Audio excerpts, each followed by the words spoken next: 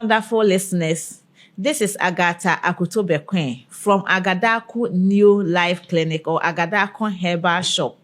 We are located at New Ashoreman Estates, Obahima Bus Stop.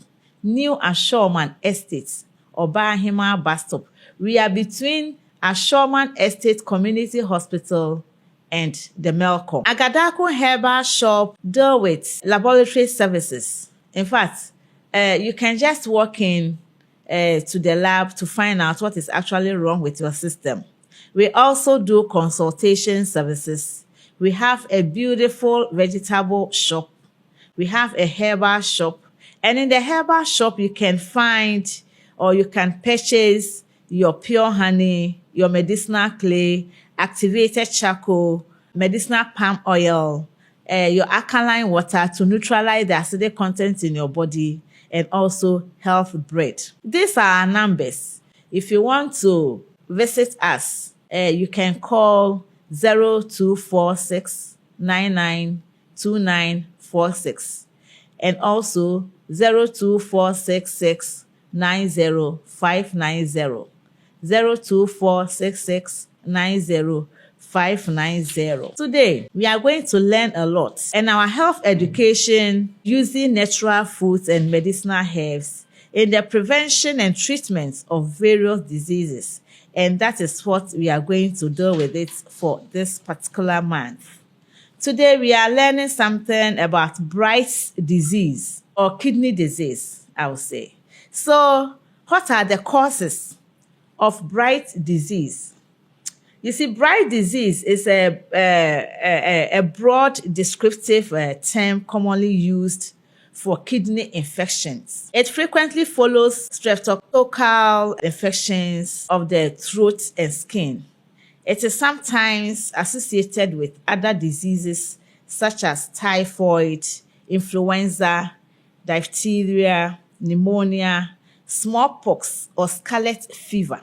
Alcoholic drinks, let's take it tea, coffee, and hot spices. In fact, some people like very hot spices, and this may cause some injury to the kidneys.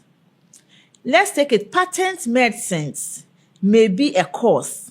Food cooked in aluminum cooking utensils is injurious and should never be eaten, especially when one is suffering from Bright disease. When our grandparents, our great-great-great-grandparents used to cook and prepare food in clay pots. In fact, they were also using wooden ladles, wooden spoons, and then wooden grinding materials in the preparation of their food. You see, when we always talk about aluminum cooking utensils being toxic, let's take it for instance. Aluminium ladle.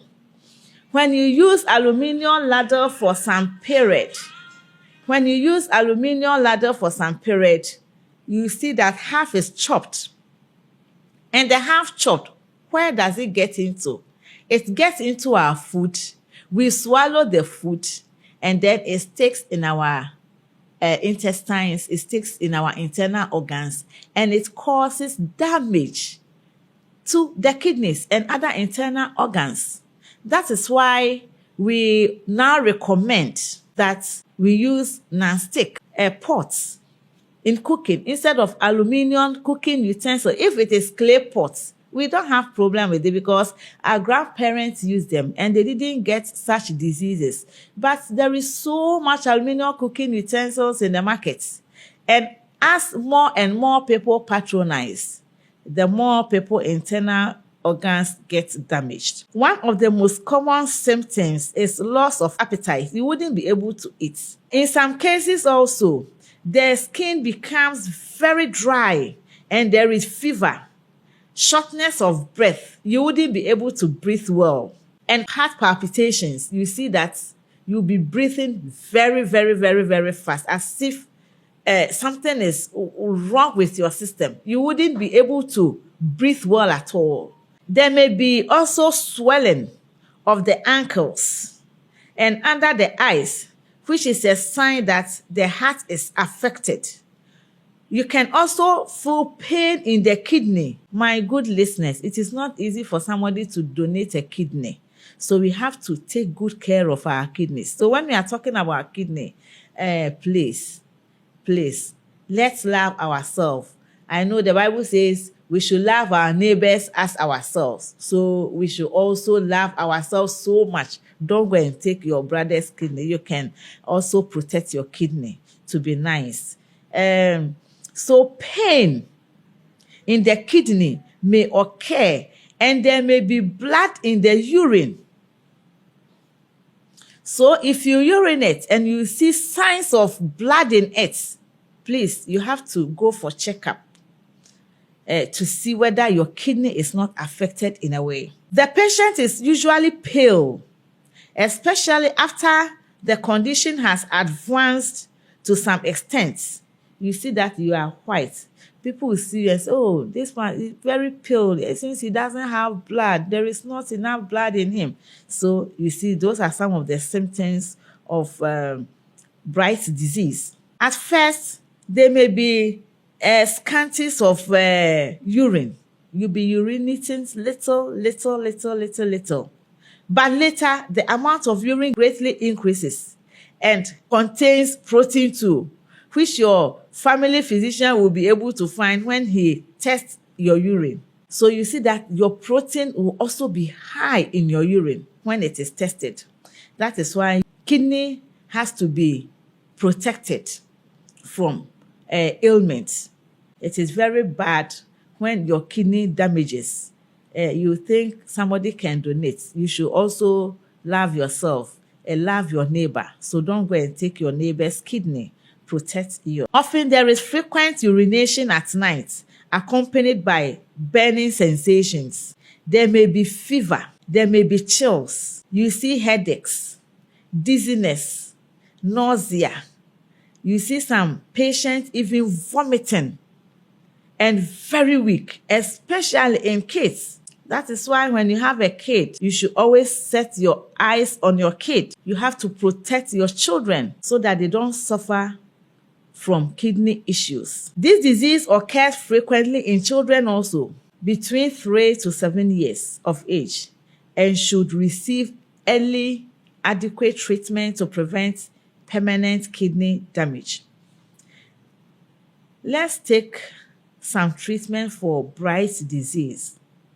Detoxification is very important. Using activated charcoal, medicinal clay as slurry. With this one, you take activated charcoal and a part of medicinal clay together. You pour in a clay pot, place clay pot.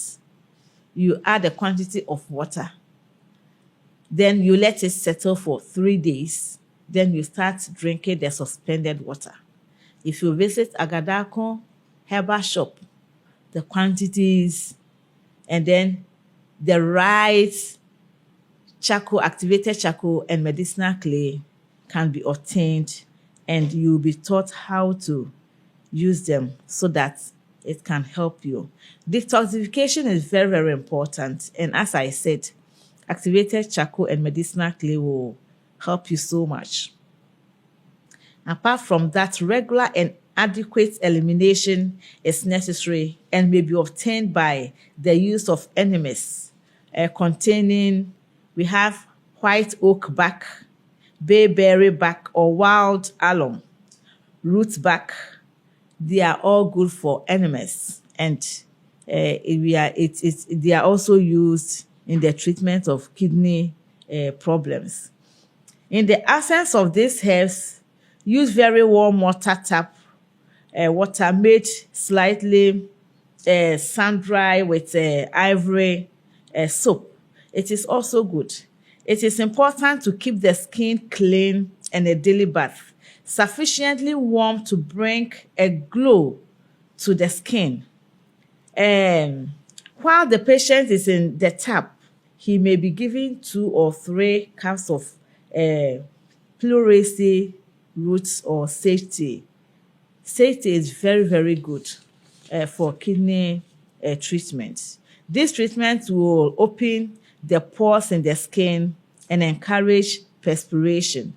It is also good to stay in the bath at least 1.5 hours. Finish off with short cold shower or short cold towel wrap and dry thoroughly. Protect your kidney. Be sure to keep away from drafts so that no chilling occurs. A salt glow will greatly stimulate the activity of the skin. An excellent thing to do after the bath is to wrap the patient in a blanket. Put high to bed and continue giving roots safety. Safety is very good, so I will hammer on it. Safety to encourage perspiration. Apply fomentations to the spine and then sponging the spine with cold water after each one and rubbing the skin thoroughly.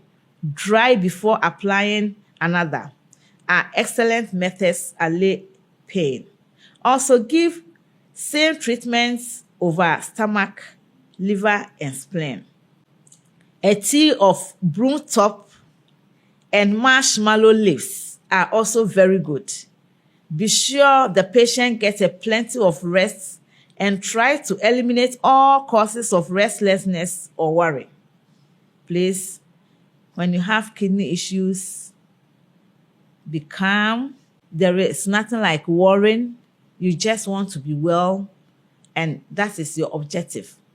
So you take worriness from you.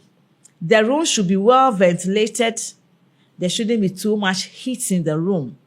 The room should be well ventilated, warm and free from drafts.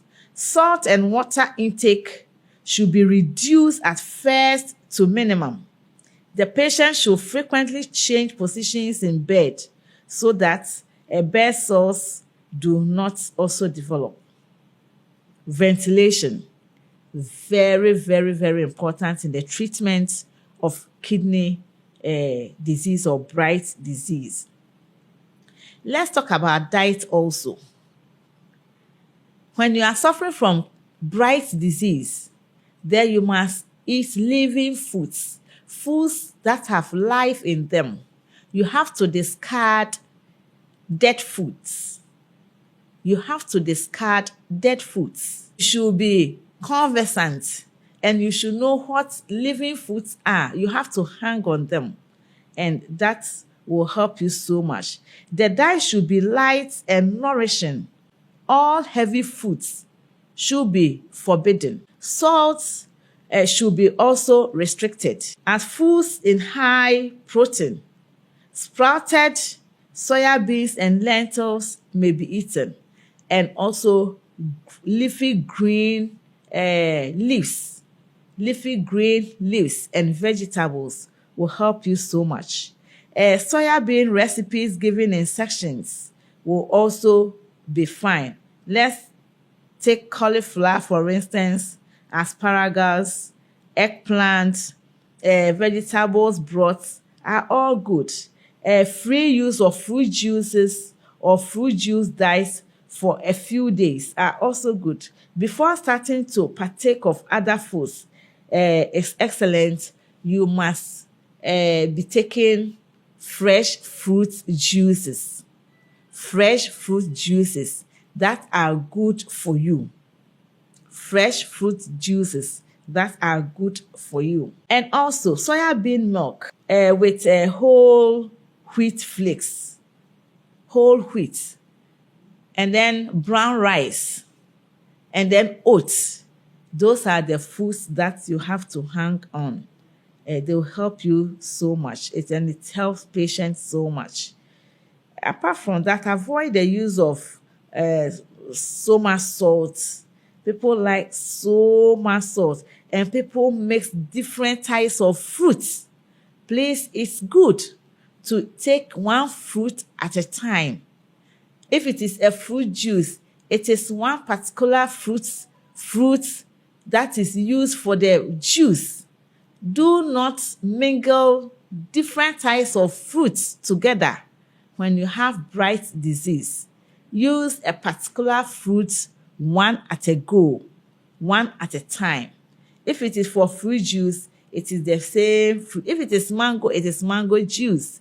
If it is soursop, it is soursop juice. If it is guava, it is guava juice. If it is pawpaw, it is pawpaw juice. Don't mix them. If it is coconut, it is coconut juice. Don't mix different types of fruits together. And that is what we want you also to know. And also, don't mix different vegetables, a wide variety of vegetables together for juice. You know, people will take parsley, they'll take cocoyam leaves, they'll take celery, they'll take scent, they'll take momodika. Please take one vegetable at a time for juice. If it is a vegetable juice, a particular vegetable should be used for that. If it is a salad, it's a different thing altogether. My dear listeners, we have learned so much about bright disease. Let us stick to what we have learned, and I know that when you practice them, you prevent damage of your kidney, and the treatment of your kidney will also start healing. Thanks so much. We are grateful and God bless you. As I said, if you want to visit Agadakon Herbal Shop, we are located at New Ashoman Estate between the Community Hospital and Melcom. If you want to call us, it is 0246 690 590 and 0246 992946.